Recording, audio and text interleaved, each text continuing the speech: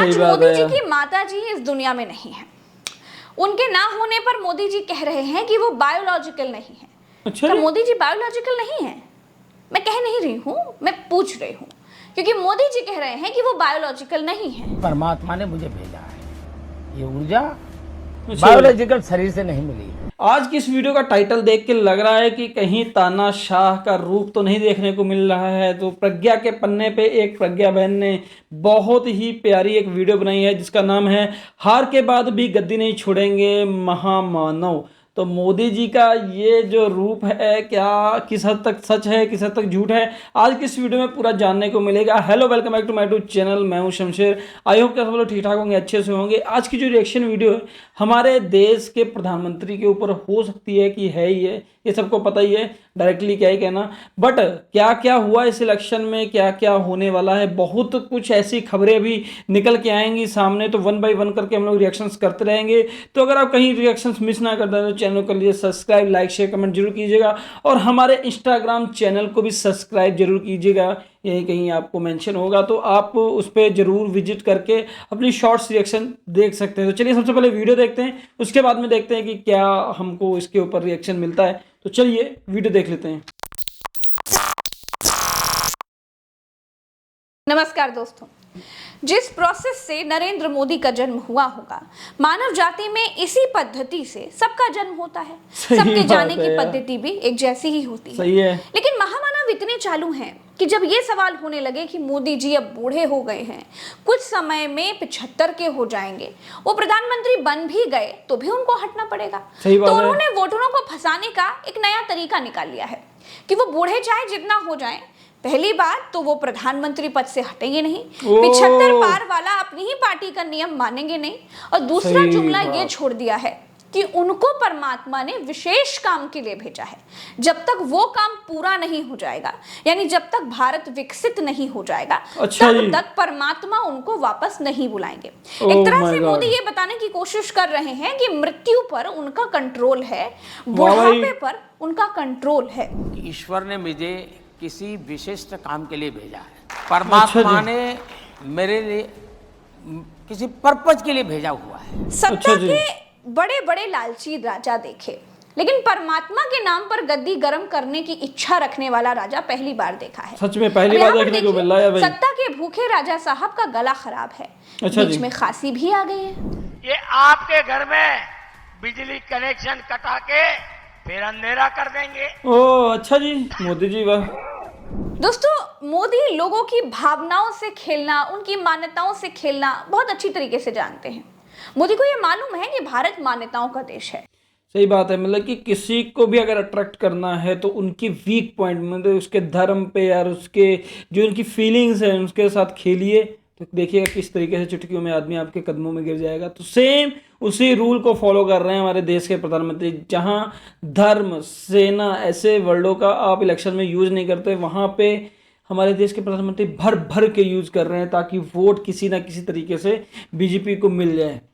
मूर्ति दूध पी रही है ऐसी अफवाह उड़ जाती है तो पूरा इलाका सैकड़ों लीटर दूध लेकर खड़ा हो जाता है। और डर के माहौल में ताली बजवाकर, थाली बजवाकर मोदी जी ने इसका टेस्ट भी कर लिया है सही बात।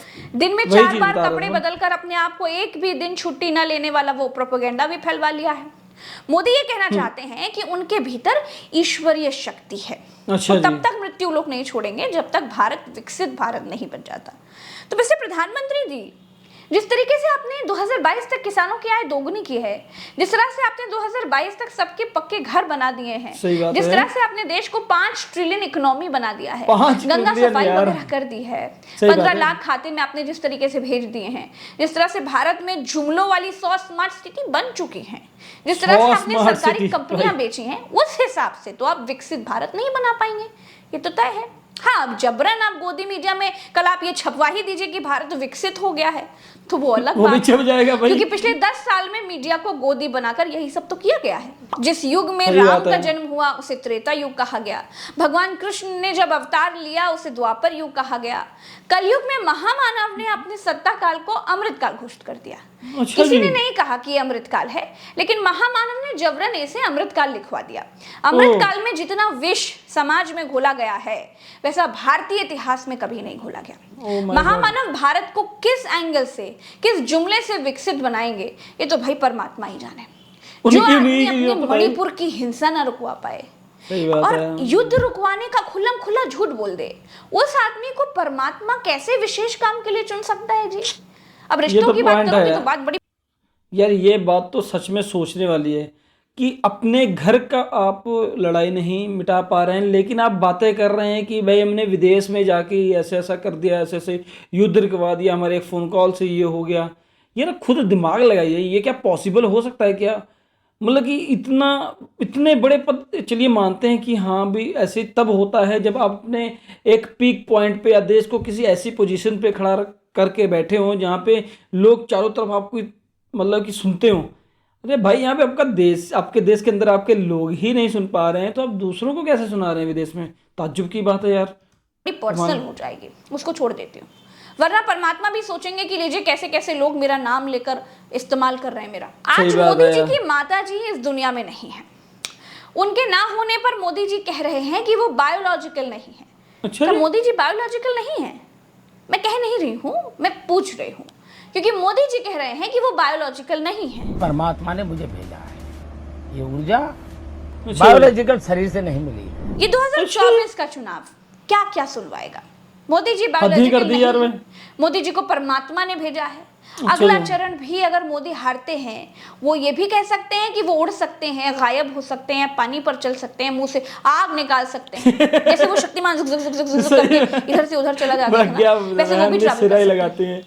आज की तारीख में ढोंगी बाबाओं और प्रधानमंत्री में बहुत ज्यादा अंतर नहीं रह गया। देश के प्रधानमंत्री चमचों के सामने इंटरव्यू में खुल के कहते हैं मैं बायोलॉजिकल नहीं हूं, मैं बायोलॉजिकल नहीं हूं। जैसे आप सब हिंदुस्तान के की जनता, सारे जीव जो बायोलॉजिकल हैं, उनको नरेंद्र मोदी जी कहते हैं कि भैया आप सब बायोलॉजिकल हो, मैं बायोलॉजिकल नहीं वाह। हूं। मुझे परमात्मा ने ऊपर से भेजा है, मिशन के लिए भेजा है। बताओ अब भैया। अगर भैया सड़क पे आपको ये कोई कह दे तो आप उसे क्या कहोगे? क्या कहोगे? उसे कहोगे भैया माफ करो, काम अपना करो, हमें अपना काम करने दो। और उनके चमचे क्या कहते हैं? वाह वाह वाह वाह वाह, क्या बात बोली। देखिए मोदी जी तो कह रहे हैं कि वो बायोलॉजिकल नहीं है, लेकिन उन्हीं के भैया राहुल गांधी जी ने तो अते ही कर दी, फिर कहा, वाह वाह वाह वाह वाह, कतई बाबा हो गई भैया। मोदी जी ऐसे ट्रोल हो रहे हैं आजकल इलेक्शन में, मतलब ना जानो सच में बौखला गए हैं यार। सांसद मनोज तिवारी कह रहे हैं कि मोदी जी के अंदर महापुरुषों की आत्मा है। कि पिछला 20-22 साल जो मोदी जी के जीवन का है वो ऐसा बताता है ना, जैसे लगता है उन्हीं के अंदर पंडित दीनदयाल उपाध्याय जी की आत्मा आ गई हो, उन्हीं के अंदर जी। श्यामा प्रसाद मुखर्जी की, उन्हीं के अच्छा। अंदर सरदार पटेल जी की, उन्हीं के अंदर महामना मदन मालवीय जी की, उन्हीं के अंदर गांधी जी की कई बातें। मैं इसको ऐसे देखता हूँ जैसे होता ना कि दुर्गा जी को बनाने के लिए कई लोगों ने अपने अस्त्र शस्त्र शक्तियां दी नरेंद्र मोदी अच्छा को। जी। ये बात मेरी हो सकता है लोग मुझे ट्रोल भी करें, लेकिन मैं मानता हूँ कि मोदी जी को इन सारे महापुरुषों ने अपनी अपनी शक्ति दी है। अब ये देखिए, ये सही चंपत है। राय हैं। असल में महामानव को चने के झाड़ पर उन्होंने ही विष्णु का अवतार कहकर चढ़ा दिया है। अब महामानव को सच में लगने लगा है कि वो अवतार ही है। प्रधानमंत्री इस देश के भगवान विष्णु का अवतार है। विश्व की राजनीति में भी सही है हमने भैया। बड़े से बड़ा गद्दी से चिपका हुआ शासक देखा, लेकिन किसी ने गद्दी से चिपके रहने के लिए परमात्मा का सहारा नहीं लिया। महामानव बड़ा ज्ञान बांटते हैं कि दूसरों को मौका मिलना चाहिए, लेकिन ये अपनी खुद की गद्दी नहीं छोड़ना चाहते हैं। इनके प्राण अपनी गद्दी में ही बसते हैं और इसीलिए भारत की धार्मिक जनता की आंखों में धूल झोंकने के लिए खुद को परमात्मा से जोड़ रहे हैं।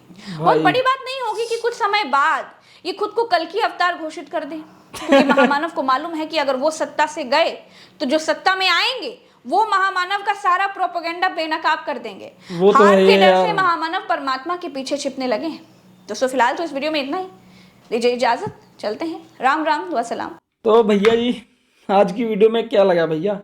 मोदी जी परमात्मा बन गए हैं तो भैया अब देश का कल्याण तो होना ही होना है। तो भैया किसने वोट कर दिए मोदी जी को कमेंट बॉक्स में जरूर बताइए, और जो अभी बाकी हैं वो करने वाले हैं तो वो भी कमेंट बॉक्स में जरूर बताइए कि आप अपने परमात्मा को किस तरीके से वोट कर रहे हैं। अरे यार शेम ऑन यार, किस तरीके से राजनीति होने लग गई है। मतलब कि जहाँ देश के कल्याण विकास की बात होनी चाहिए वहाँ भगवान का सहारा ले रहे हैं, वहाँ पे आप भगवान की मतलब कि कंधे पे रख के बंदूक चला रहे हो यार। मतलब शिट यार, बोलने में भी शर्म आती है कि लोग कैसे बोल देते हैं कि ये भगवान का रूप है। यार इस बंदे को अगर आप भगवान का रूप बोले तो जो असलियत में जो सच्चा, जो मतलब एक अच्छा चरित्र होता है, जिसको आप कहने के लायक भी होते हैं, तो उसको क्या बोलेंगे आप। तो आज की ये वीडियो काफ़ी कुछ कह गई है। अगर आप डीपली सोचिए, अगर नहीं देखा तो एक बार फिर से रिवाइंड करके देखिएगा कि इस वीडियो में कैसी कैसी बातें हुई हैं। अगर आपको ये वीडियो अच्छी लगी हो तो चैनल कर लीजिए सब्सक्राइब, लाइक, शेयर, कमेंट जरूर कीजिएगा, और हमारे इंस्टाग्राम पेज को भी फॉलो जरूर कर लीजिएगा। यहाँ कहीं मेंशन होगा तो आप जाके, और लिंक डिस्क्रिप्शन में भी होगा, आप वहाँ से भी क्लिक करके डायरेक्ट हमारे इंस्टाग्राम पे पहुँच सकते हैं। तो फॉलो जरूर करिएगा। तो मिलते हैं नेक्स्ट वीडियो में एक और अच्छे से रिएक्शन वीडियो के साथ। तब तक के लिए टेक केयर, बाय बाय।